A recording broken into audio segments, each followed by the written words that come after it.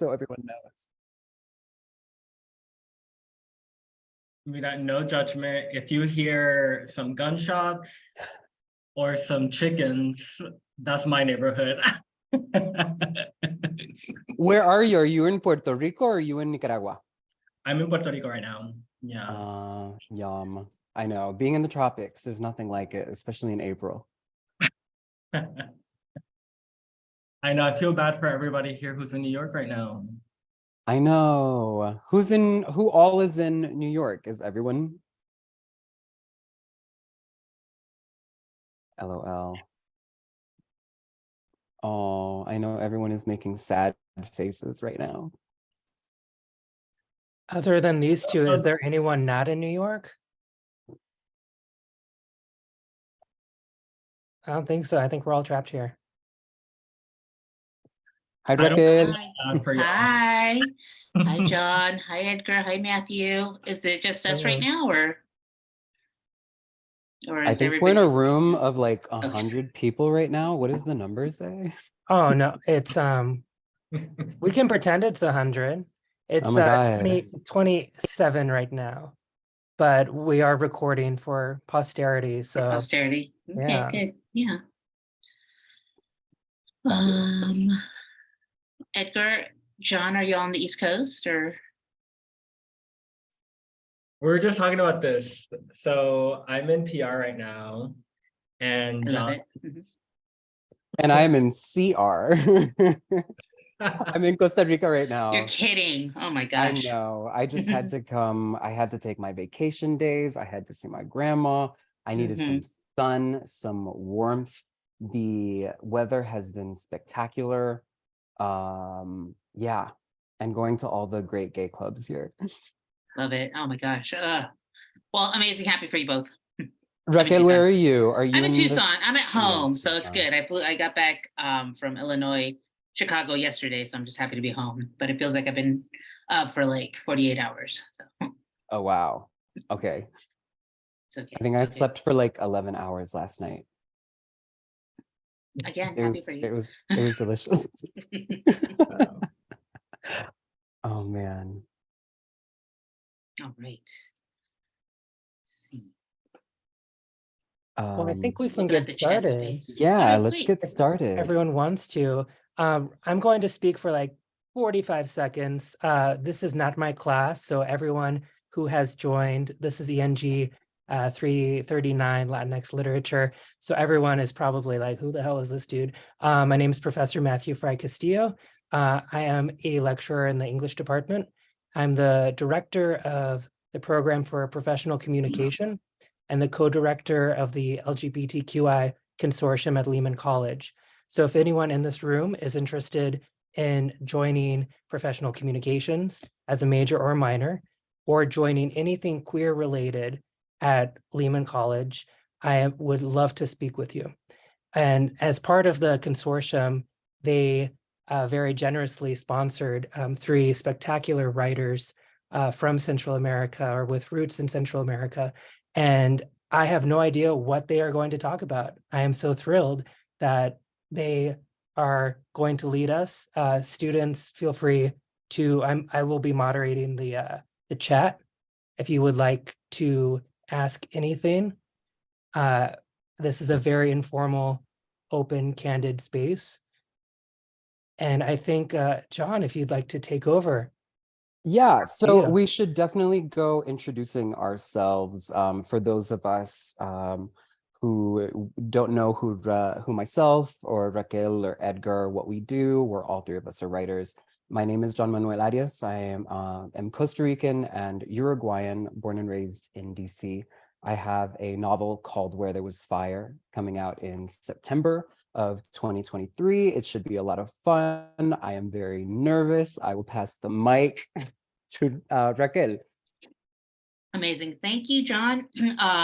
Yeah, Raquel Gutiérrez, and I am originally from Los Angeles, California. I live in Tucson. I have lived in Tucson for the last 6 years.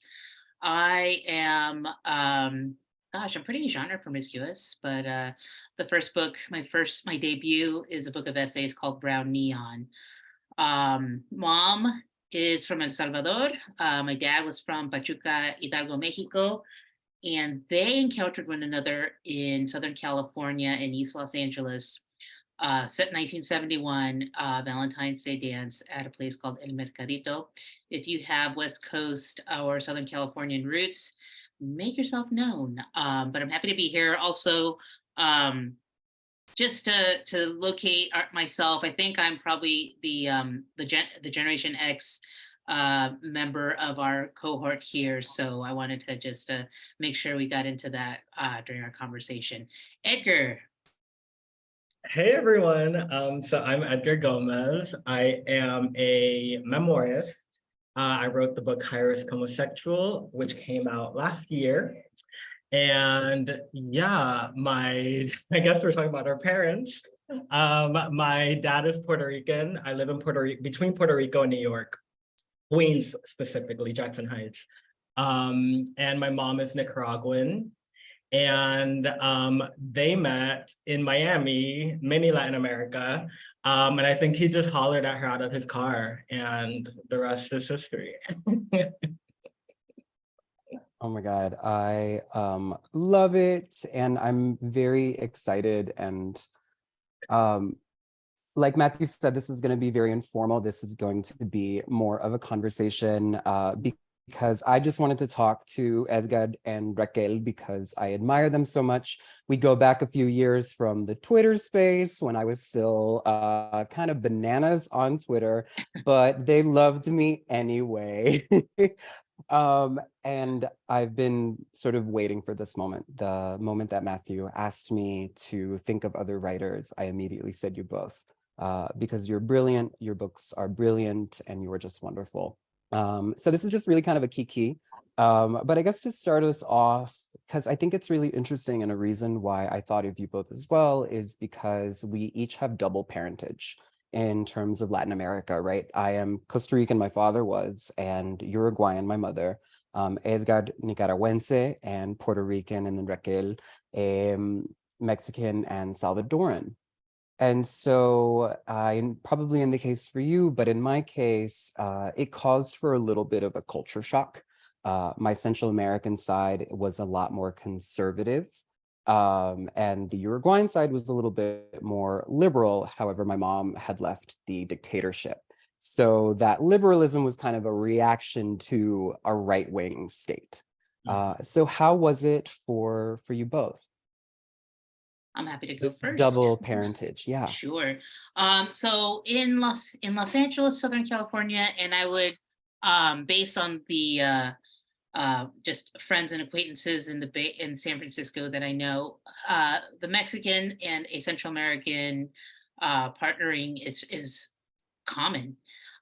So and it's always interesting to see how people mark that. So I'll always be Salvi Mex. Some folks are Mexi-Sal, but it's I think it's hard. I think it's a really contentious coupling because nationalism runs really deep, and I feel like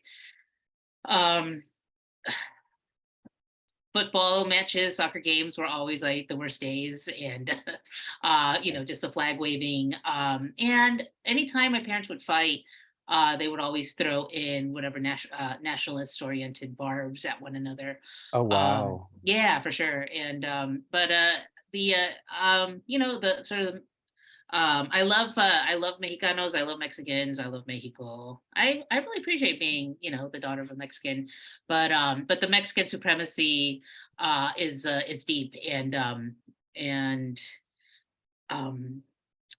it's not like it's so naturalized that you don't even know it's there. It's there. So those tensions, right? I feel like at a very microcosmic, domestic, personal level, that tension was more than discernible. Wow, that's definitely something that we should talk about later. Is like the hegemony of Mexican influence in the literary community and the greater pop culture at large. but especially as writers. But Edgar, how was the double parentage for you? Yeah, I feel like, oh my God, this is gonna be such a fun conversation because I already like want to talk about a million things. Mexican hegemony, but also like Puerto Rican hegemony. Now it's like a little I wasn't gonna say it. I wasn't gonna say it. I was gonna leave the Puerto Ricans alone. But I was gonna say we've been through a lot, but also everybody's been through a lot. So we'll talk about that later. So yeah, I was born in Miami, very like melting pot of a lot of Latin America, obviously, because predominantly Spanish speaking. And it's one of the places where a lot of like recent immigrants go, specific from Latin America, specifically, I guess I'm referring to myself, Nicaraguans. We usually go to Miami or to San Francisco randomly. And Puerto Ricans, it's New York and Orlando. And yeah, my parents met. I think with a lot of people who have dual, like, I guess, nationality or parentage, I've noticed that usually we tend to like side with one side more than the other. Maybe it's just because divorce rates are so high. That's what it was for me. My dad left the picture pretty early. And so I was raised by my Nica side. So I always identified as way more Nica than Puerto Rican. Though I still grew up with like Puerto Rican culture because it was so predominant in Orlando. So I still had like that connection. But the other thing was that because there aren't a lot of Nicas, especially in Orlando, that thing would happen to me. I wonder if it happened to y'all, where it would be like, people wouldn't like clock me as Nica. They would just assume that I was Mexican or that I was, something else, like whatever was like trendy at the time. So yeah, I grew up Nica and Puerto Rican, but also kind of identifying with like every culture in a weird way, every Latinx culture, because there weren't that many Nicas around, because my dad wasn't super in the picture, I kind of just connected to other Latinos on like, do you watch Telemundo? Do you watch Caso Cerrado? Do you know who Walter Mercado is? Do you listen to reggaeton? Like, what kind of foods are you eating? There's a lot to be said about Latinidad and all its problems. That's just how I found my way to it. We have a whole hour. We can talk about all of that. We will get to it. Well, it's super interesting that you say that, when you have dual parentage or even multi-parentage, right? You end up choosing one or the other, or feeling more gravitating towards one. I did, especially, I am much more Costa Rican culturally than I am Uruguayan. And that is, it's a dual reason. One, because my dad was very nationalistic and my family is very nationalistic. Costa Ricans are proud to be from Costa Rica. And it's great. I mean, it's a beautiful country. It's a great culture. Why not, right? But like I said, my mother left a dictatorship. She had an incredibly traumatic time. She left Uruguay in the 1980s. Found my dad equally traumatic, let's say, my father to a dictatorship for their marriage. But she completely cut herself off. And actually, I got my Costa Rican citizenship when in my early 20s. And so she was driving me back home from actually signing the document. And she's quiet. And I ask her what's wrong. And she goes, "I can't believe you did this to me." And I said, "What did I do?" And she says, "I can't believe you're going back. I left to bring you here." And that is just me going to Costa Rica, the most peaceful country, quote unquote, in Latin America. But it triggered her so hard that I would go back, and it offended her so deeply to her marrow. It was so intense. So yeah, definitely the Costa Rican side. Raquel, how about you? Yeah, I've written that growing up, my mom is such a good storyteller and has such a great sense of humor, beautiful comedic timing, deadpan. And so I learned a lot about just performing from her and just absorbing her mode for humor. And so with that affect already animating the way that she told stories, she tells the most amazing stories. So I've gotten into the habit of recording them when I go and visit her.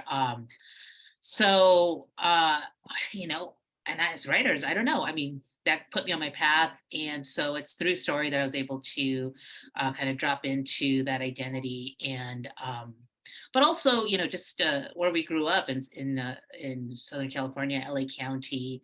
I went to Catholic school and was, you know, all the Catholics. So there was a lot of Salvis, Guatemaltecos, Nicaraguenses, of course, Mexicanos, but also Koreanos, Ukrainians, Cubanos. And so there was a certain international flavor in um, the working class communities, not necessarily the suburbs, but basically the communities that immigrants would go to after ports of entry. So after coming into downtown or the interiors of downtown, settle and connect with whatever kinship group.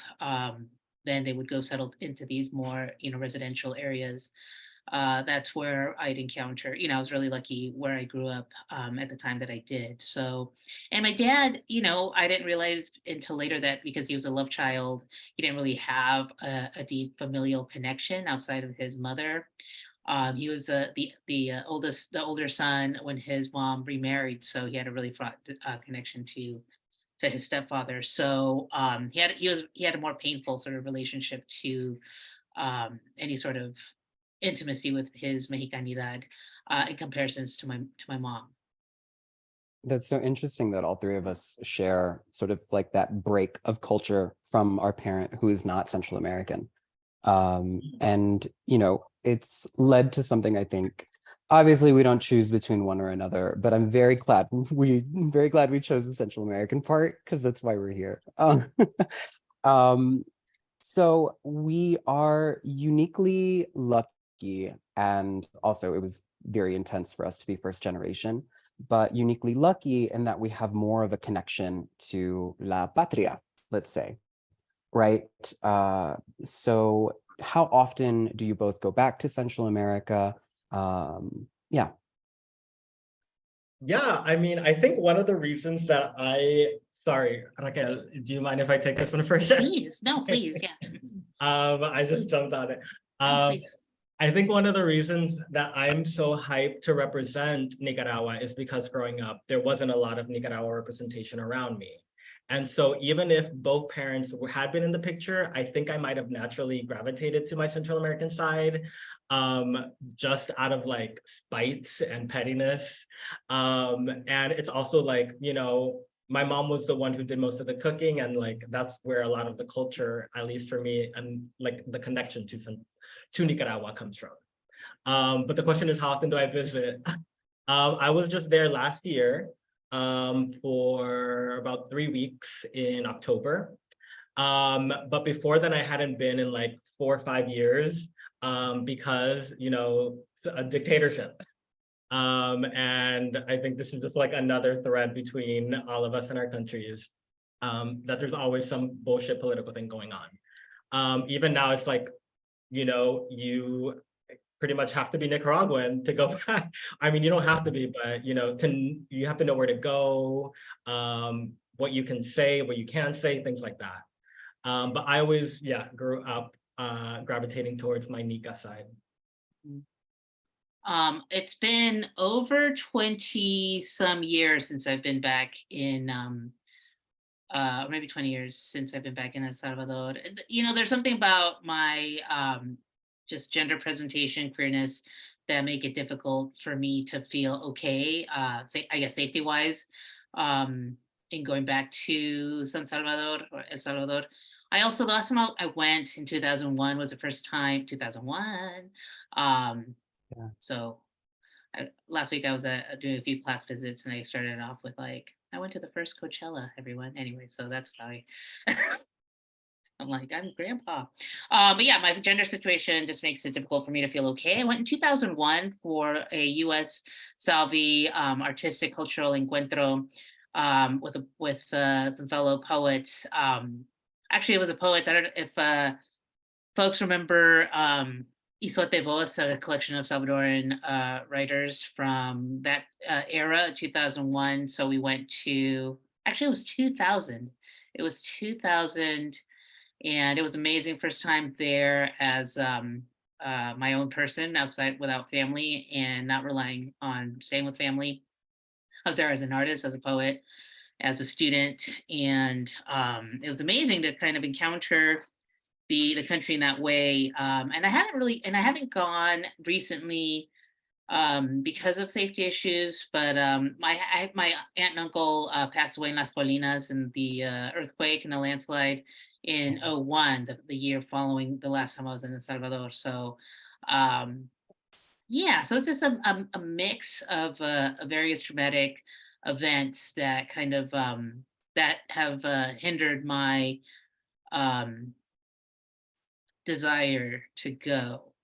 And I think it's because of my queerness that I've re-engaged Mexico, in the sense that I feel like I can go to Mexico as myself and be okay on the gender tip. So That's so interesting because that happens in Costa Rica as well. Like historically, queer artists here go to Mexico to actually not feel the threat of physical violence. Like most famously, everyone thinks that Chavela Vargas is Mexican. She's actually from Heredia here in Costa Rica, but she was treated so bad by this, very machista, very homophobic artistic community that she packed up and completely flourished in Mexico. And that's so interesting. I mean, that homophobia and just queer phobia in general, I feel very Freudian slip, feel very much here. Like I've had people stop their car and go, maricon, and drive off, or passing by a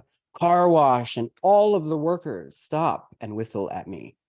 Just walking is just sort of an affront, right? Edgar, do you feel that way as well when you're in Nicaragua? Yeah, a lot of what y'all said just resonated with me.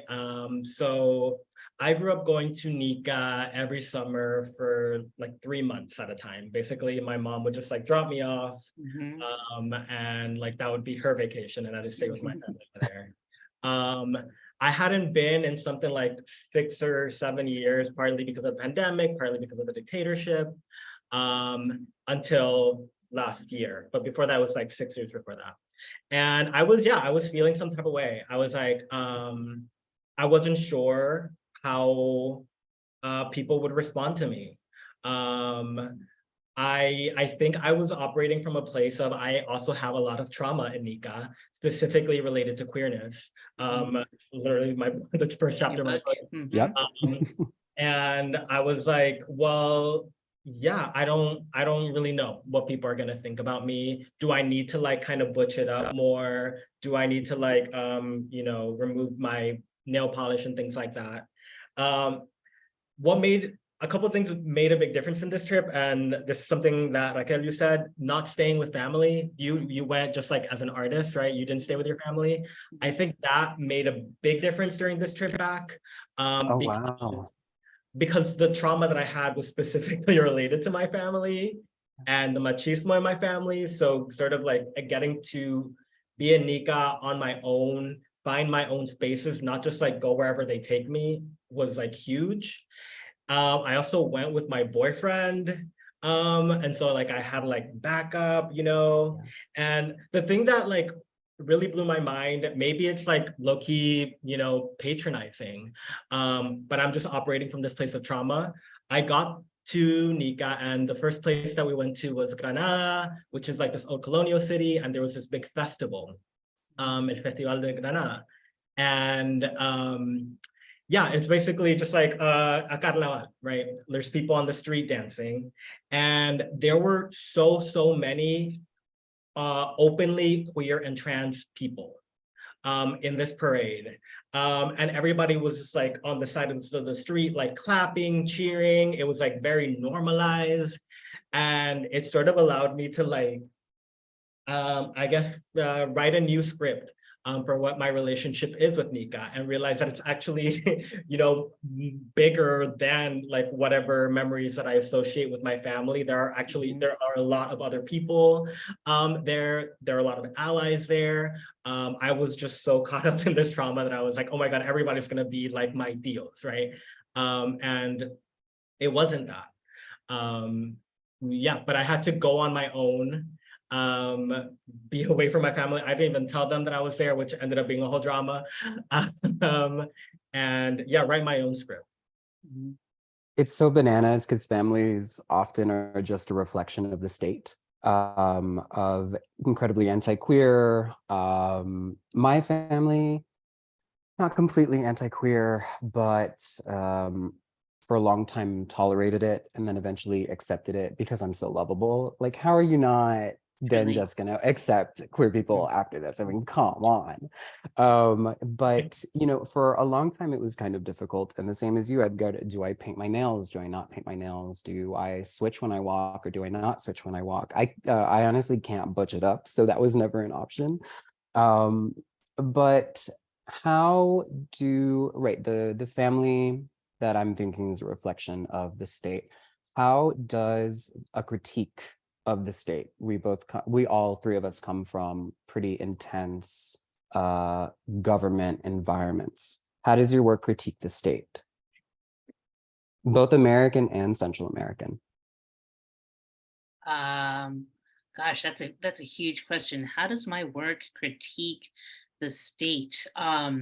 It's interesting. Every time I encounter somebody who doesn't understand what queering something is, and or assigns queering to only the space of queers, of LGBTQ plus subjectivities, I always kind of push back and say that, queering means a structural critique. So if we're queering environmental justice, right, we're offering a structural critique to whatever strategies are employed to gatekeep or keep certain people out. For example, I don't know anything about environmental justice. But so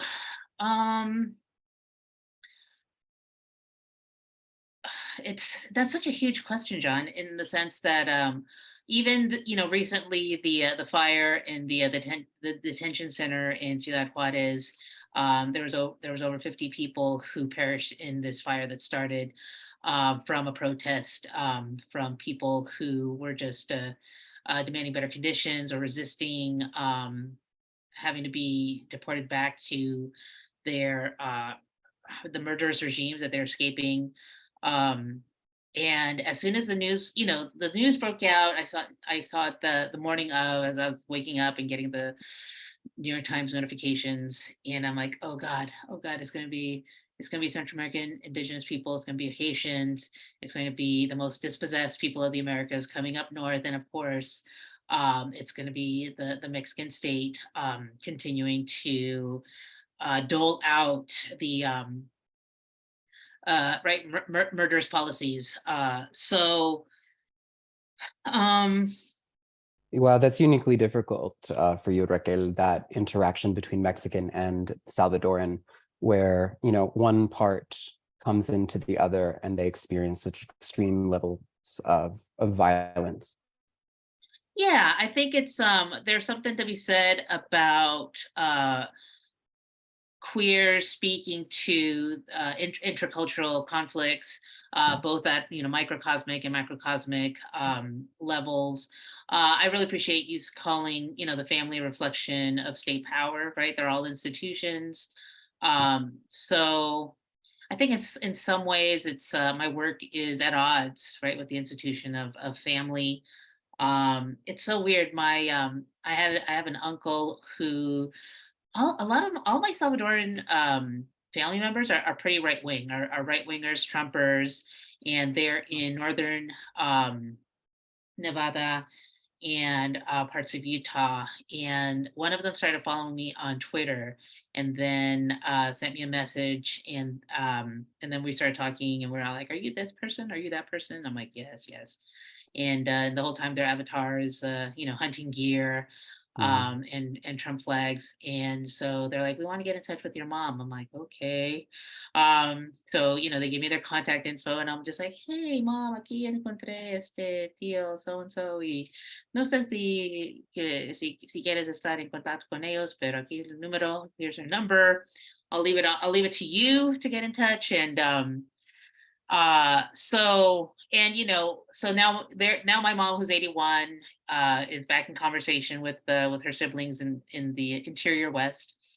And so, of course, like I'm drawn to write about that part of my family, in the sense that I have an older brother who's a full Salvadoran sibling. He's my mom's first son from her first marriage at 20. And his father is the impetus for my mom leaving El Salvador, a super abusive marriage that, oh man, it's just like devastating.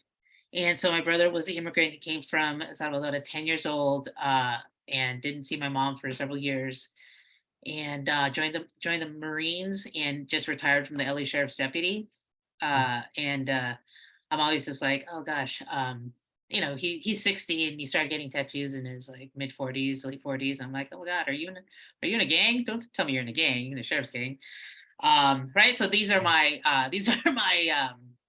preoccupations, but I'm also just kind of like, yeah, what's the overrepresentation of Latinos in the military and law enforcement? What's that about? So in a sense, like that's sort of my impetus and kind of like my door in is just like all the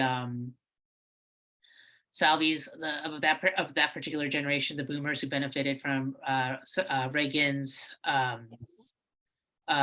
amnesty, blanket amnesty that happened in the mid 80s that both my parents benefited from. And pull a 180 and start to be like, oh, why can't they come like the right way? You know what I'm saying?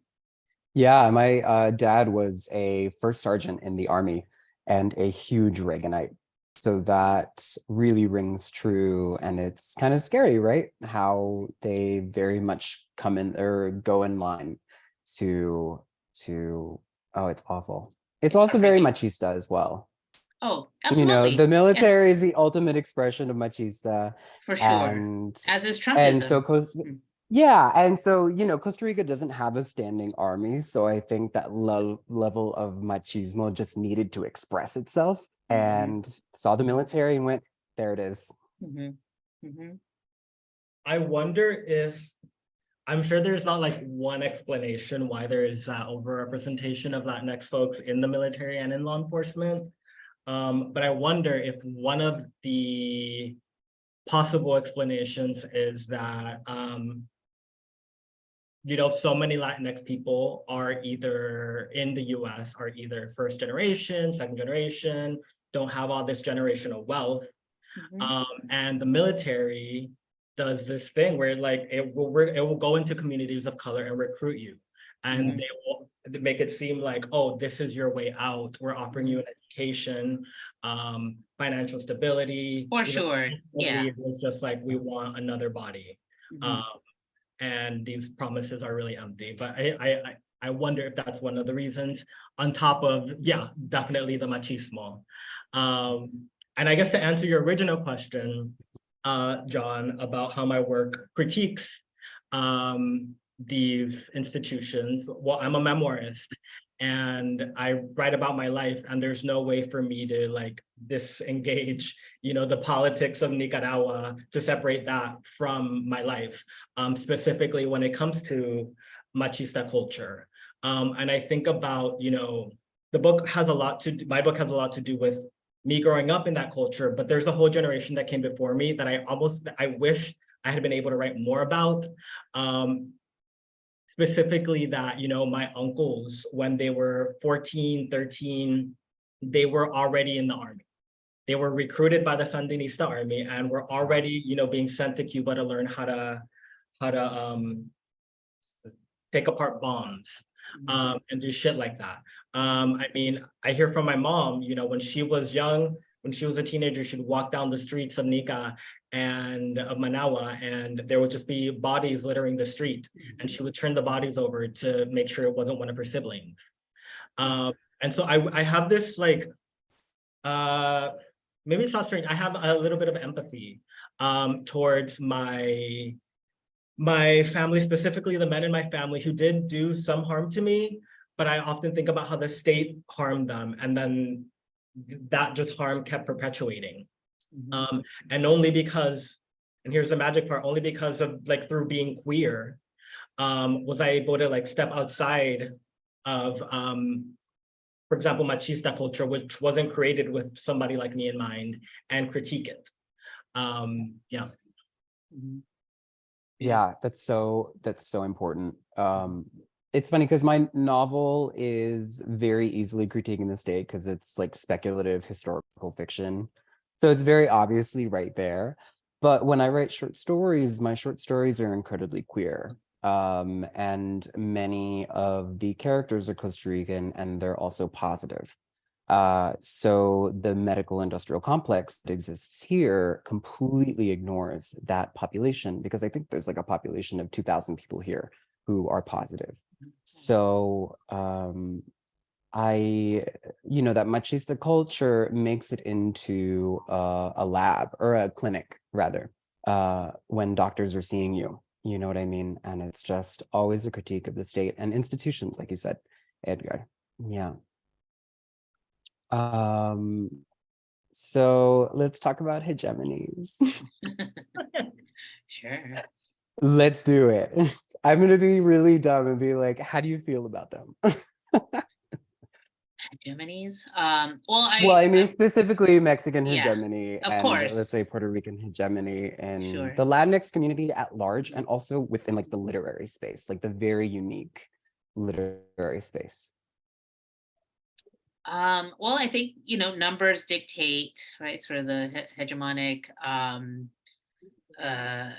the calculated impulses towards a Mexican over, not over representation, but it's just in the sense that if you think about public spaces, if you think about the communities where where families like ours would reside in the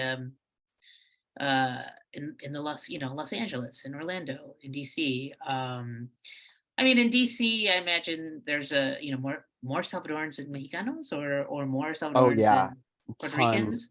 ton of Salvadorans.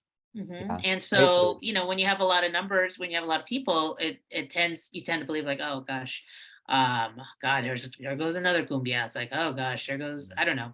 I mean, cumbias are great. Who can't get enough of cumbias? But there are certain markers, right? There are certain days. You're just like, okay, here comes September 16th. Here comes the World Cup. Here comes there's a Vicente Fernandez concert coming to town. All the sort of things where people kind of like, congregate, gather. But the hegemony, I don't know. I think it all sort of takes place for me at in the as a younger person, as someone who's coming into their identities and the histories that that imbricate those identities. So you're, whatever college experience that you have, whether it's the community college, city college, commuter college, on campus.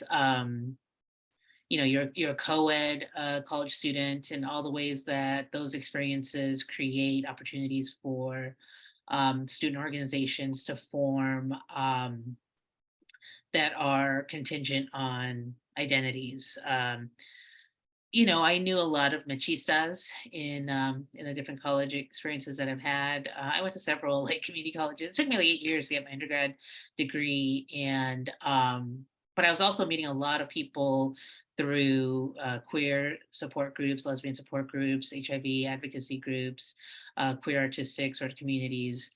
And a lot of those people that I met, were at UCLA and were really big on either being in Mecha or critiquing Mecha, or being in the queer corollary, like I think the student group at UCLA was La Familia, queer Chicanos predominantly. And so, in straight registers, you have all the usual sort of like, the Mexican flag, the UFW, United Farm Workers, Cesar Chavez, Frida Kahlo, and then if you sort of create those, then you have like the queer or LGBT context or gay and lesbian. There was no B or T in the 90s. Gay and lesbian sort of like, recontextualizing these cultural markers. And it's like, oh my God, now it's Frida kissing the Virgin Guadalupe, or it's like the Sirena kissing, Frida Kahlo, amazing. There's a really amazing artist, Alex Donis, who's Guatemalteco from Downey, California, who has a series called Our Cathedral, he actually painted like Cesar Chavez making out with Che Guevara. And so it could look hokey, but it is kind of amazing. And it's kind of hilarious that, it almost got him like killed back in the 90s. But but there were moments where I had one machista, closeted, long-haired butch who would play the the hand drum that you play during Danza Azteca ceremonies, and she would play the drum like so off key, like off beat, and it was really terrible. But I remember she just would say like, "Oh well, you have to choose." And I'm just like, oh gosh, that sounds terrible. That sounds like a terrible thing to do. So it was all very subtle and annoying. But I remember when I started hanging out with Salvadoran poets, just hearing their horror stories of just like being referred to as like Salvi trash, and just the in LA, Southern California, Chicanos have been there several generations in. I had friends whose like grandmothers spoke English, which was like felt really strange to me. So Salvadorans just being just having a different history of migration, that always felt like that tension was present in Chicano and recién venido, dot. Yeah, I feel kind of, I always feel complicated about the word representation, but when you have representation, eventually you get to a tradition. And I feel, really weird in the greater literary space that I don't have an English language literary tradition to reference. So people reference my work, not even as a Central American writer, because they have no reference for that either. And so it always goes back to Mexican. So even, any sort of like Mexican politics or, understanding of Latinidad, or not Latinidad, Latin America comes from in a sort of used to Mexican interpretation, let's say. Like US based Mexican or Mexican across the Americas? Well, so, I mean, in Costa Rica, let's say, how you have your local news, but we have Primer Impacto, which is, I know, based in Miami, but I think it's Colombian, right? Or is it Mexican based? It's international. It's international, I guess. Yeah.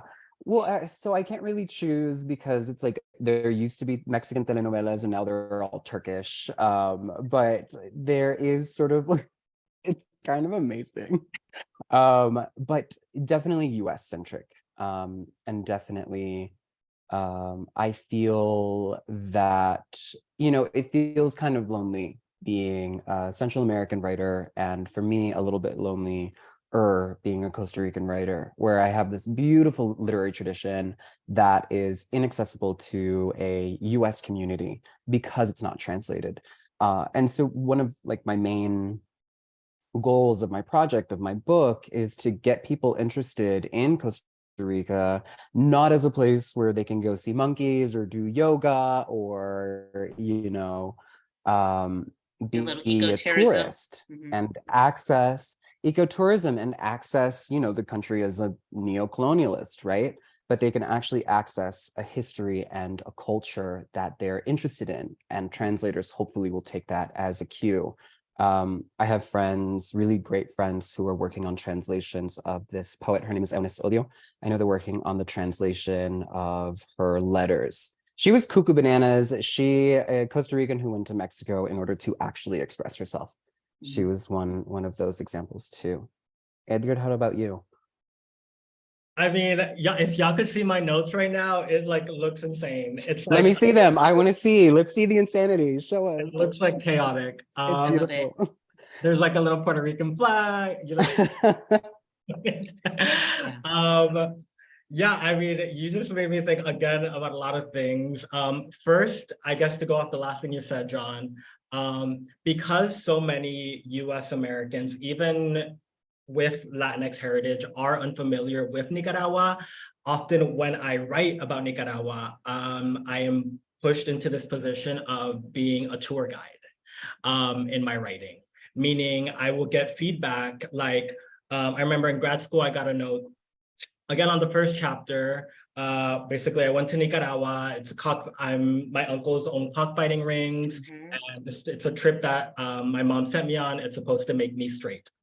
One note that I got on that story was, hey, and this was obviously, I mean, from a white person, they said, could you include more about McDonald's in your story and about the specific foods they serve at McDonald's in Nicaragua? Because I've traveled all over the world and different McDonald's have different types of food, and it would really honey, wow. Can you talk about the tamal that you get with a McGriddle, please? And I was like, this is not about that. Yeah. And even if you were like trying to be like on a guided tour of Nicaragua, I already do a lot. Like I'm already showing you a Nicaraguan cockfighting ring. Like, why do you care about what's in McDonald's? Like, come on. Yeah.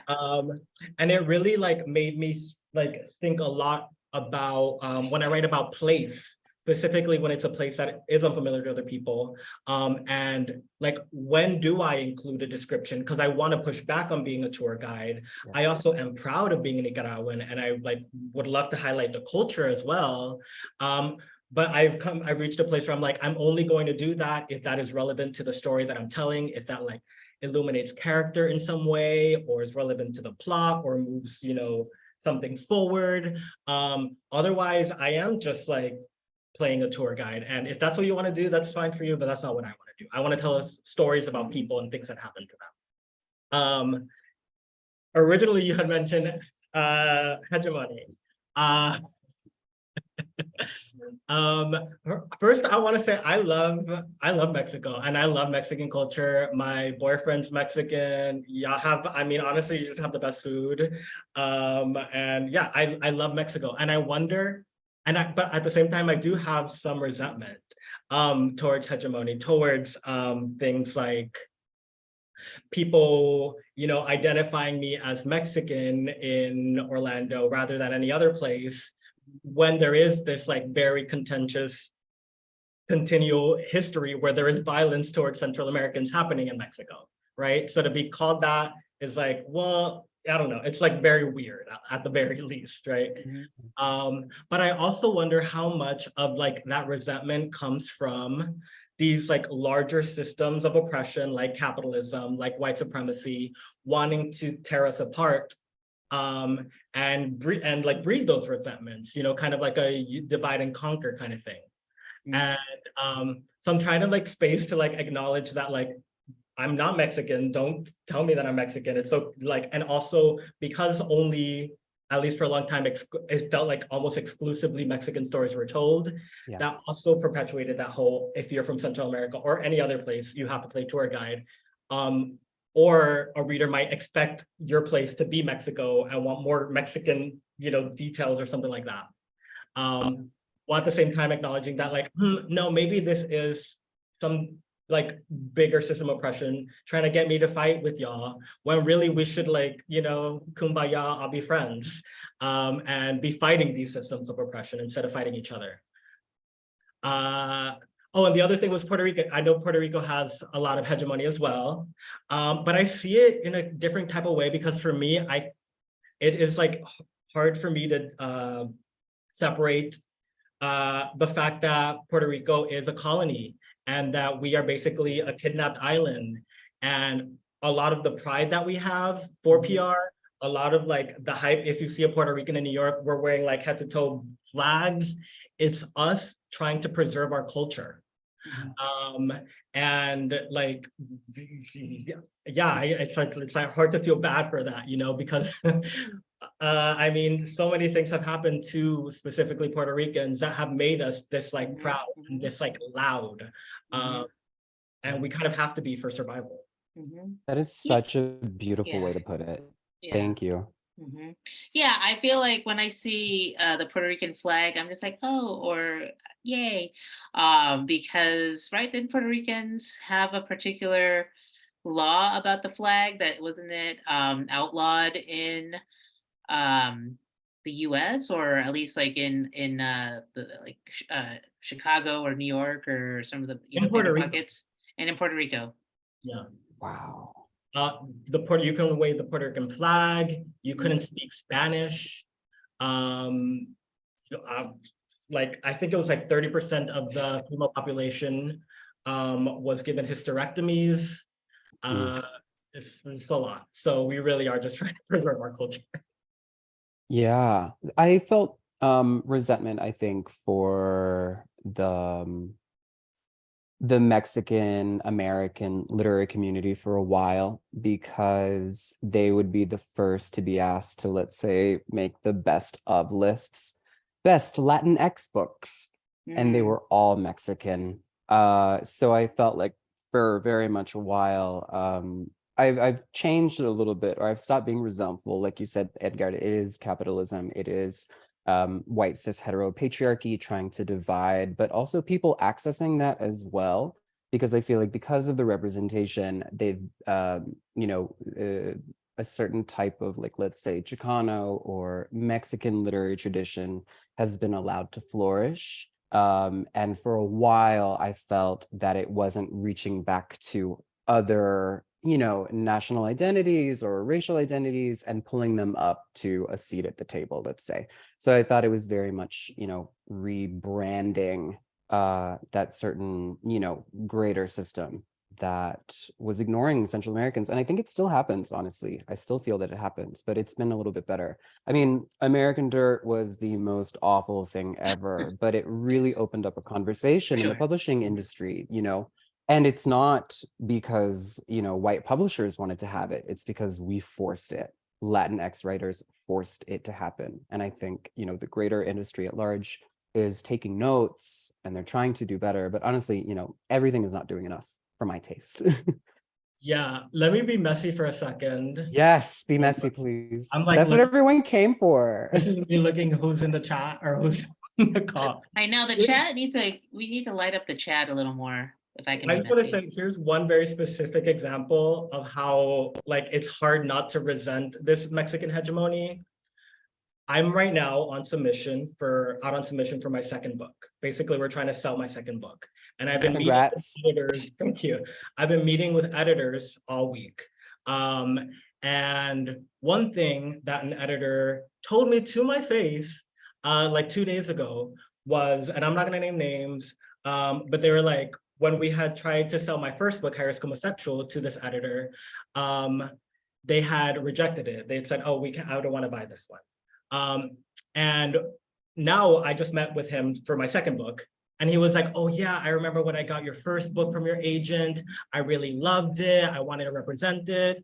But I already represent a queer Latinx writer. And so I think I know exactly who you're talking about. I bet you do.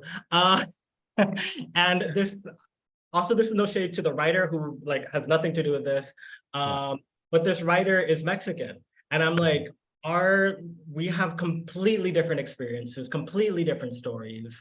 And for a second, I was really mad at him, at this writer. After this editor told me that, I was like, why is it only that only one of us is allowed to tell a story? Or why is there only room for one of us at this table? And then I started like picking that writer apart and like, talking shit about him in my head. And after a point, I was like, wait, no, the person that I'm mad at is this white editor. And so that is why I'm like, how much of it is like, are they trying to set us up to like pick each other apart when it's really these people in power that are gatekeeping the publishing industry to us? Yeah. That's the real border patrol. Well, here's the thing. I think when you at a big structural level at like mainstream publishing, there is a desire to kind of keep our imaginations in check, in the sense that like we can't overwhelm a public who have a very particular type of perception of whatever Latinas, Latinxes. And it is about what's already been created, in the sense that like they're only publishing work that builds on sort of an established literary, or I don't even know if it's literary. I think I don't know. I think I'm always just like, I came out with Brown Neon knowing that it was always going to be niche and small press, and I was always going to appeal to either writers or an audience that was already sort of informed or had predispositions to art and theory, and I don't know. I mean, I don't know what it would be to. I just can't imagine myself as a mainstream writer. Interesting. That's fascinating that you say that, because I think what my career is being positioned towards is being a mainstream writer. Mm-hmm. So that's really fascinating. You're making me think a lot with what you just said. Amazing. How many? May I interject real quick? We have left. We have 3 minutes, if you can believe it. I think this easily could go like another hour, but I want to respect everyone's time. So for those on the call, if you need to drop in 3 minutes, good seeing you. Thank you for enjoying this amazing conversation. And I agree, John, Ariel. Sorry. And John, and we would love to hear this conversation continue as long as you're able to. But just so you know, if you have any, everyone in the chat, if you have any burning questions that maybe we could do like a rapid fire for those who do have class in like 2 minutes. Any questions? Because I would like a dialogue to happen if possible. Yeah, I'm chilling for like a little bit. You know what I mean? I actually didn't realize what time it was. Edgar and Raquel, you all are just so... Yeah. Oh my God. I could talk to y'all for days, literal days. I mean, there's also something to be said about just like the fact that we're tethering queer to Central American. I feel like there is even a certain hegemony, a tyranny of heterosexuality in contemporary Central American literary projects that I'm just like, okay, well, there is awesome. One name that I have in mind when you say that. There is one name, and I'll tell you after. Sure. And so, I mean, I really appreciate just like when I saw Edgar and John at AWP in Seattle, and it was amazing to just meet them in person, hug them, and just give them their flowers. They're just like doing really beautiful, brilliant work. I often, every time I'm at like this at my co-op and I pick up a mango, I'm just like, what would John say if he saw me pick up this mango? I'm like, I don't want to lose his love for me. And I miss his voice on Twitter, and I always just like, so and Edgar is just such a is doing the work of like queer writers of my coming of age, in the like the Gil Cuadros, the Essex Hemp Hills, really the David Wojnarowicz's, just like really powerful queer, outlaw, sexy, and defiant, and good and beautiful sentences. So it's just amazing to have this conversation with these two, and hoping that this conversation is kind of gearing up for, if I'm going to go to Kansas City, is to present with these two. So, and to keep this conversation going. Yes. Yes, yes. Let's see. I know, Matthew, you said that the audience can chime in. Please, if you would like to ask all of us or any of us specific questions, you can unmute or put it in the chat, whatever you feel most comfortable with. We would love to talk with everyone, and we appreciate everyone being here, listening to us, interacting with us on the chat. It's really wonderful to have this platform. Thank you, Matthew, and of course, Lehman College. Do we like clap or just snap or like do a little reaction thing? Everybody unmute and clap right now. Yeah, if you could Round of applause. unmute and just like clap real quick. Let's hear those sirens. Oh my goodness. Y'all are so sweet. So sweet. Yeah, and support these wonderful artists. Okay, so we're at time. If you need to head out, feel free. Let's stick around, want to say 15 minutes. Yeah, that would be, Sure. I think that would be lovely. You know, we can do an informal Q&A. I'll check the chat. If anyone has a question and you feel more comfortable typing it, I will be happy to relay it.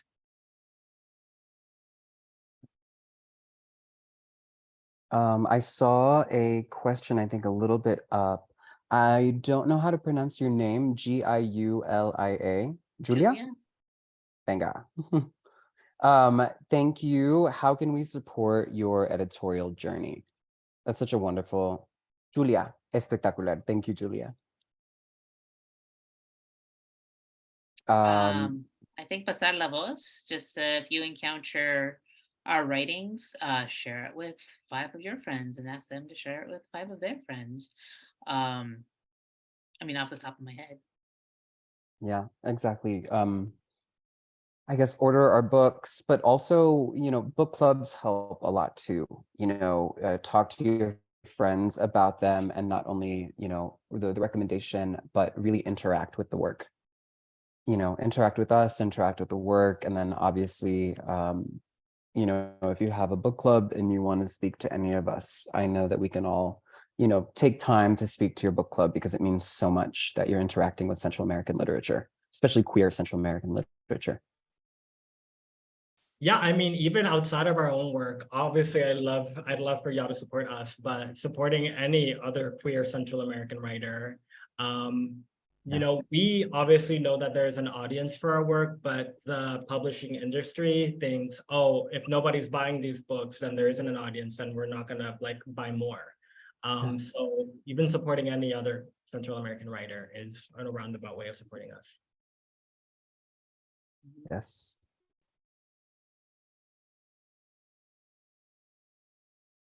Ariel asked in the chat, what are common traps that you experience as writers? I would like to plug this into a common question I like to ask everyone, which is, what is the worst writing advice you have encountered? Can I say something? Because Raquel, you brought it up. Sure. So I very infamously on Twitter hated mangoes because I think they represent, especially in the poetic space, like poetry, the Latinx poetry community, they are this representation of like exoticness. So accessing Latinidad through like this fruit that is romanticized, and, you know, it brings back memories, and also like vapor rub and like la abuelita, and you know what I think, you know what I mean, the things that the white poetic space rewards, those like little kind of hitches, if that's a word, that is rewarded and that people write towards, which is just really fucking corny. Yeah. So that trap. Mangoes. Okay, can I go specifically mangoes. I feel like there's so many things like that. And we also, not even just in literary spaces, but I think other spaces influence literary spaces. I'm thinking like on TikTok, there's like this big movement, also it was on YouTube and on stand-up comedy, of people making fun, specifically Latinx people making fun of their immigrant parents. And then they like bring in like, oh, the accent, the chancla, the vaporu, all this and that. And so when I was writing my book and this book that I'm working on right now, I was like very conscious of that. And I was like, oh, I don't want to like be like I guess fulfilling these stereotypes or like doing what, like giving like these people what they like are demanding from me, even if that's not even my experience. I think the tricky part for me has been like, some of it is my experience. And in the opening chapter of this next book, I'm like, wait, Vaporu is very important. It's time to write about, did you guys grow up with Mejoral? No, in Costa Rica, we have something called cepol. It's Cepol? basically the same recipe, but it is Costa Rican. But there's so many things like that where I was like, I do need to write some of this. My mom would, you know, have a novela on all the time. And so like the background of like my house was always just like a novela and people screaming at each other. And so like and I want to make this as vivid as possible. So I want to work those details in. I think at a certain point I realized like, even because I was thinking about not including those details. And then I was like, by doing that, I am still centering white supremacy because it's like I'm reacting to it. And so the only way for me to like tell a true story is to, you know, tell it as, you know, Diana is saying, with authenticity. Sure. And whatever is true is true. And if it like does meet a stereotype, that's none of my business. And I think that's something also we've had to navigate as queer writers as well. Like sometimes we do live up to queer stereotypes. Does that mean we're not going to write those things? Those people do exist. Yeah. Yeah, it's interesting. I think there's a tension between, of course, like the authentic impulse, but also in the sense like you tell a story, you're like, okay, so we love we were well, generationally speaking, I don't know if this is going to resonate with you all. Mujer Casos de la Vida Real, Sylvia Pinal. I'm Gen Z. I'm 18 years old. I know. But it's like, okay, so this show, it would just recreations of like really traumatic events that impacted like real people, and they were like recreated. This was sort of like inspired by when people were looking for missing family members in the earthquake in Mexico City in 1985. But it was also corresponding to Alarma, which was kind of like La Nota Roja, just like yellow journalism style, like of newspapers, of just kind of like, oh, look at, you know, that would just like print really intense, scary murder scenes and death scenes. And it was like, anywho, so, you know, if you're writing about that in the sense that like, we have a larger way into the story by the thing that we all like could share in, right? Whether it was the vaporu or the mangoes, in a sense like, okay, well, we all ate that, but then, you know, kind of fall into the sort of the specific moment of your narrative, in the sense that like Mujer Caso de la Vida Real was something my mom enjoyed because it just like fired up her own paranoia and her own resolved trauma of having to leave like an abusive marriage, but without having any language for it. But the Mujer Casos de la Vida Real, for a specific reader, right, is kind of like the entry point into the narrative. Yeah, I think it goes really back to this idea of being a tour guide. And are these details relevant to the story? Are they illuminating character? Are they moving the plot forward? Or are they just things that you're sprinkling in so that white people can be like, oh, this is Latinx, wow. And that's when it starts to get a little bit corny, especially when, you can just tell some people don't have that link to these countries. Sure. And it is kind of like fake. And it's kind of grifty in a way. Yes. And sometimes I'm like, you know what, make your money. And sometimes I'm like, but do you have to be corny about it? I don't know. Yeah. I mean, I get it. I understand also the tyranny of certain like larger, we have Sana Cisneros, right? Sort of the tyranny, the Cisneros industrial complex, and all the ways that like, you know, certain writers can kind of squeeze in, right? Can kind of like squeeze into the gate as it's shutting, or hang on to the last rung of the ladder before it gets pulled back up, you know, from the writer who was successful that year. And I don't know, I think a lot of these concerns, like they're attending to the market. And if we can, you know, as we're nearing sort of the end of a conversation, but there's also things in the chat here too. The artistry, right? In the sense that like the market will either all be able to converge, right? And like our artistry and the needs and the demands of the market of our stories, or it won't. And we'll find, and hardworking readers will do their part to like find us one way or the other. Yeah. Yeah. In the chat, Stephanie asked, I noted that these publishing companies make it difficult and have discriminatory acts by saying they can only publish one queer writer, limiting the works and life stories of these individuals. Do you think that might change within the next 5 years or so? So I guess like the future of publishing in 5 years. Well, I don't Are know you if it's hopeful? discriminatory. I think it's marketing in the sense that like there's only a certain amount of a marketing budget that you can like throw behind a writer, and the way that like a public, the American public, it's a very small segment of people who actually buy books, read books, Yeah. and to appeal to them, right? To be like, hey, that $25 you're gonna spend that week, let it go to John Manuel Arias. All of us. I mean, it is, Raquel, you're absolutely right. It is the market. The American publishing industry does not think that we read. They're under the impression that people from Latin America, Latinx people, do not read books. Mm-hmm. I don't know what they think we do with our days, that we're putting on Vaporub while we're watching novelas, eating a mango, because that's what they read in the poetry. No, I'm just kidding. I'll lay off. But it's true. They think that we don't read.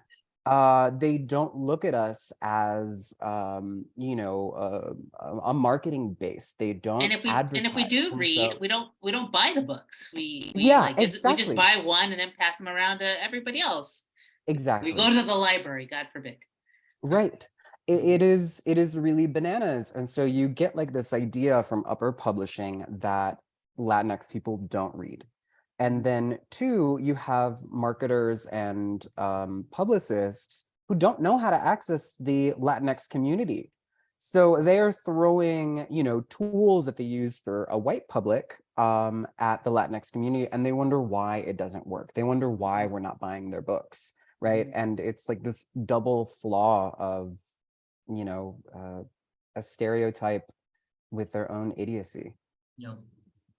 I also think that's where some of the hegemony comes into play, because, for example, we all inhabit different identities, but we would be lumped under Latinx, right? Even though we would all tell vastly different stories.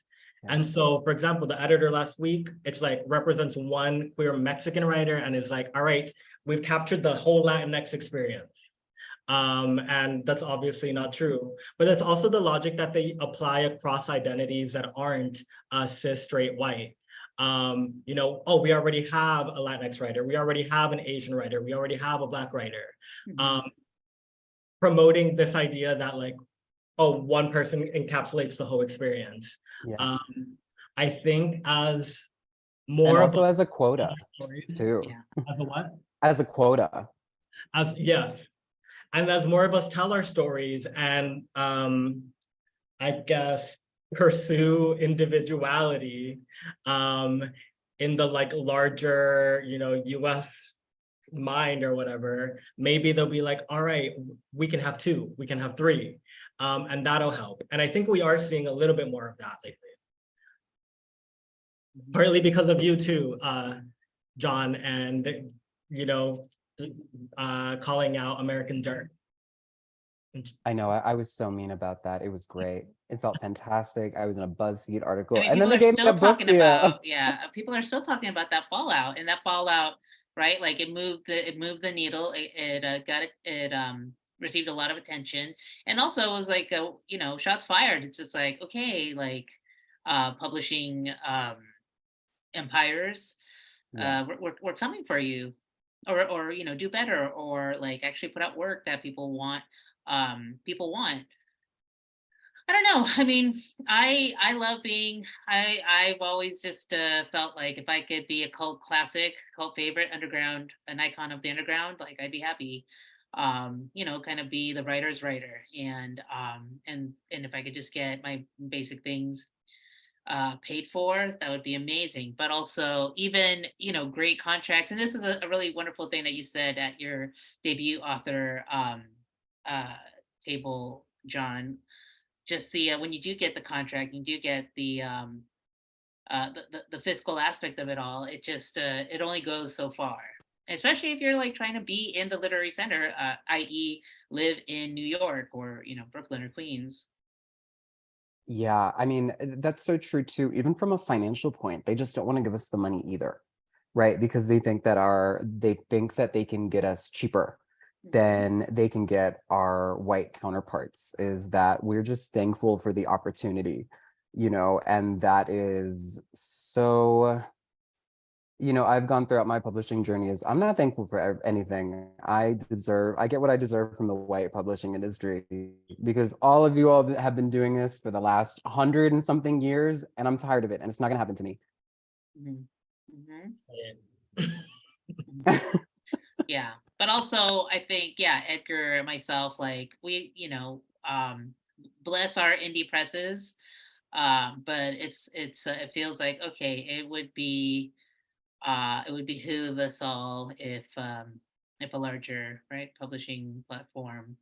I will say the larger publishers, or I guess even mine, this is like no shade to anyone or any entity. There is a very constricting aspect to it. The larger in scale, the less you can sort of fuck up.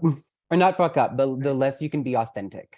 You know what I mean? Because authenticity is all, not always, but authenticity is often problematic in different ways, right? Especially when it's a culture that no one knows really how to access in a mainstream base. So it's super interesting. It's honestly a double-edged sword. Yeah. All right, you hardcores in the chat space. Oh my God, 16 of y'all. I love you. Yeah. Only you, not everybody else. You needed 2 hours. Heroes. I see Moises. Moises, say hi to me, please. All of us, please. Just because I love you so much. Well, thank you all so much for sharing your stories. And there is so much more to discuss. And I hope you come back to Lehman sometime, either in person or online. And everyone have a wonderful night. I'm going to close out the chat and be well. Thank you, everybody. Thank you so much. Bye. Thank